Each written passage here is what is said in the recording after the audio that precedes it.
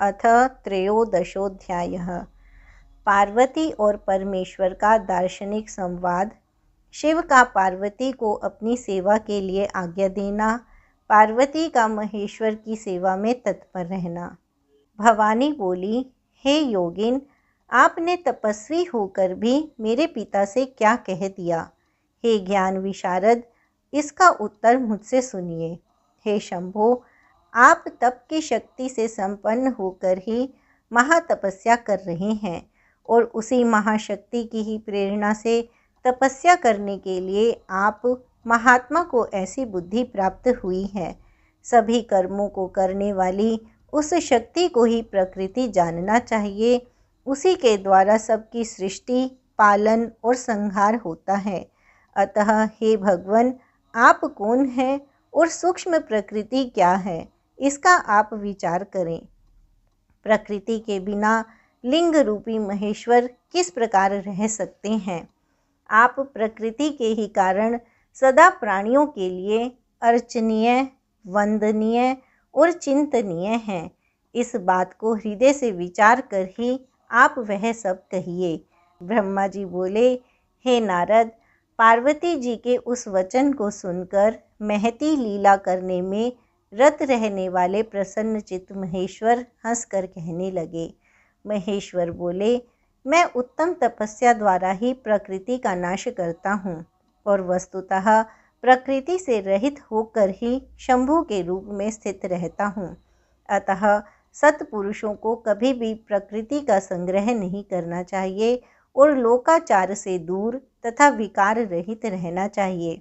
ब्रह्मा जी बोले, हे तात, जब शंभु ने लौकिक व्यवहार के अनुसार यह बात कही, तब काली मन ही मन हंसकर यह मधुर वचन कहने लगी।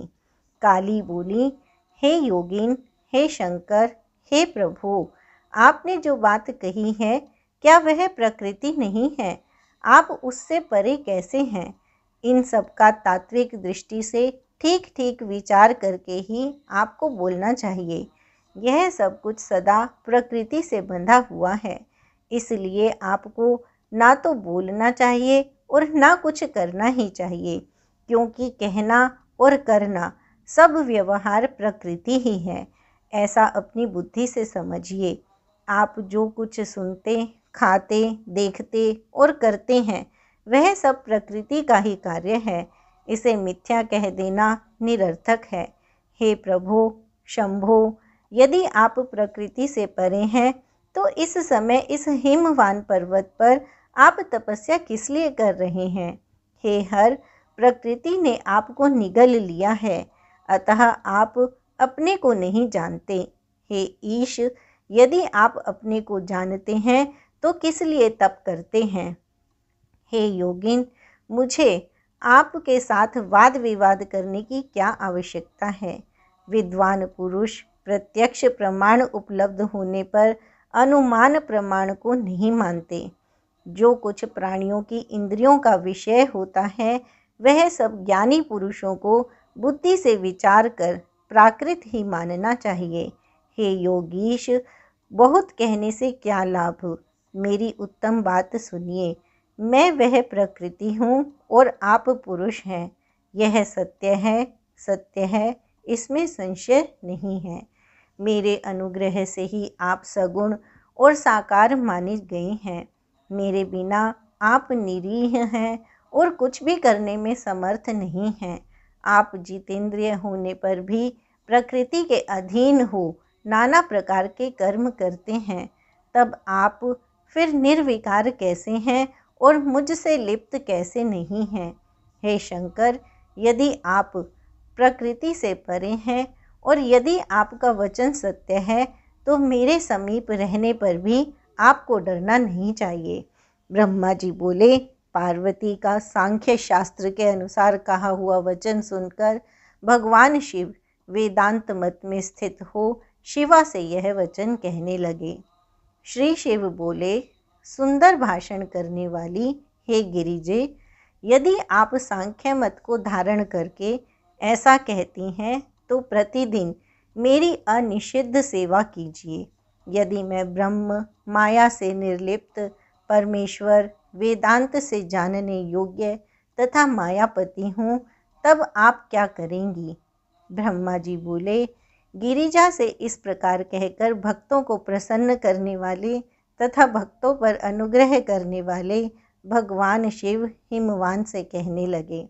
शिव जी बोले, हे गिरे, मैं यहीं आपके अत्यंत रमणीय श्रेष्ठ शिखर की भूमि पर उत्तम तपस्या के द्वारा आनंद में परमार्थ स्वरूप का विचार करता हुआ विचरण करूँगा। पर्वतराज, आप मुझे यहाँ तपस्या करने की अनुमति दें। आपकी आज्ञा के बिना कोई तप नहीं किया जा सकता है। ब्रह्मा जी बोले, देवाधिदेव शूलधारी शिव की यह बात सुनकर हिमवान ने शंभु को प्रणाम करके यह वचन कहा। हिमवान बोले, हे महादेव, देवता, असुर और मनुष्यों सहित संपूर्ण जगत तो आपका ही है।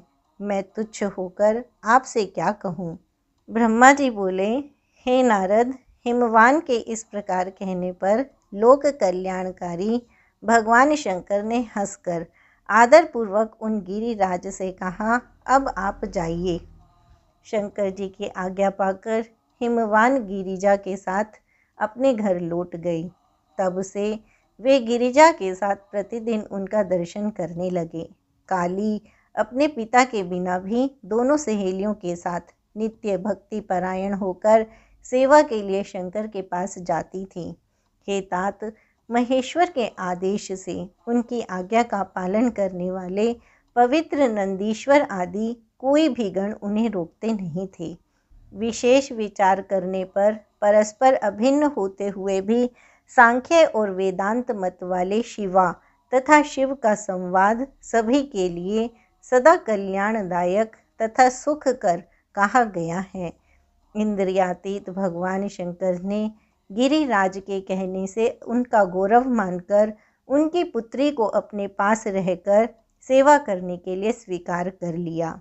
भगवान शंकर ने सखियों सहित पार्वती से कहा कि तुम नित्य मेरी सेवा करो तथा चली जाओ, अथवा निर्भय होकर यहाँ रहो। इस प्रकार कहकर निर्विकार, महायोगी तथा अनेक प्रकार की लीलाएं करने वाले भगवान शंकर ने अपनी सेवा के लिए उन देवी को रख लिया। धैर्यशाली तथा परम तपस्वियों का यह महान धैर्य ही है जो विघ्न कारक वस्तुओं को ग्रहण कर भी विघ्नों से विनष्ट नहीं होता है। हे मुनीश्वर, तत्पश्चात गिरिराज अपने सेवकों के साथ अपने स्थान को चले आए और अपनी प्रिया के साथ मन में परम आनंदित हुए। भगवान शंकर भी आदरपूर्वक ध्यान योग के द्वारा निर्विघ्न मन से परमात्मा का चिंतन करने लगे। काली भी प्रतिदिन सखियों सहित चंद्रशेखर महादेव की सेवा करती हुई वहां आने जाने लगी। वे भगवान शंकर के चरणों को धोकर उस चरणोदक का पान करती थीं और आग से तपाकर शुद्ध किए हुए वस्त्र से उनके शरीर को पोंछा करती थीं। वे नित्य प्रति षोडशोपचार से विधिवत भगवान हर की पूजा कर बारंबार उन्हें प्रणाम कर अपने पिता के घर चली जाती थीं। हे मुनि सत्तम, इस प्रकार ध्यान में तत्पर भगवान शंकर की सेवा करती हुई उन शिवा का बहुत समय व्यतीत हो गया। वे कभी अपनी सखियों के साथ भगवान शंकर के आश्रम में ताल से समन्वित प्रेमवर्धक सुंदर गान करती थीं। वे कभी कुशा, पुष्प तथा समिधाएं स्वयं लाती थीं और सखियों के साथ आश्रम का सम्मार्जन करती थीं। वे कभी नियम पूर्वक शंकर जी के आश्रम में रहकर सकाम भाव से शंकर जी को देखती हुई उन्हें आश्चर्यचकित कर दिया करती थीं। भगवान शिव ने अपनी तपस्या के बल से निसंग रहने वाली उस काली को देखकर पंच तत्व के शरीर में रहने वाली अपनी पूर्व जन्म की भार्या समझ लिया। फिर भी शिवजी ने मुनियों को भी मोहित कर देने वाली तथा महासौंदर्य की राशि स्वरूप उन काली को अपनी पत्नी के रूप में ग्रहण नहीं किया। महादेव जी भगवती को इस प्रकार जितेंद्रिय होकर नित्य प्रति अपनी सेवा में संलग्न देखकर दयापूर्वक विचार करने लगे कि जब यह तपस्या का व्रत करेगी तब अभिमान बीज से रहित इस काली को ग्रहण करूँगा। ब्रह्मा जी बोले, इस प्रकार विचार करके बड़ी बड़ी लीलाएं करने वाले महायोगीश्वर भूतेश्वर भगवान शिव शीघ्र ही ध्यान में तत्पर हो गए। हे मुने, ध्यान में मग्न उन परमात्मा शंकर के मन में किसी अन्य चिंता का उदय नहीं हुआ। काली भी उन्हीं परमात्मा शंकर के स्वरूप का चिंतन करती हुई भक्तिपूर्वक निरंतर उनकी सेवा करने लगी। भगवान शिव ध्यान में स्थित हो पूर्व चिंताओं को भूलकर सुस्थित काली को देखा करते थे। वस्तुतः वे उन्हें देखते हुए भी नहीं देखते थे। इसी समय महापराक्रमी तारकासुर से अत्यंत पीड़ित इंद्र आदि देवताओं तथा मुनियों ने उन रुद्र के साथ काली का काम भाव से योग कराने के लिए ब्रह्मा जी की आज्ञा से कामदेव को आदरपूर्वक वहां भेजा। कामदेव ने वहां जाकर अपना समस्त उपाय लगाया, परंतु शिव कुछ भी विक्षुब्ध नहीं हुए और उन्होंने उसे भस्म कर दिया।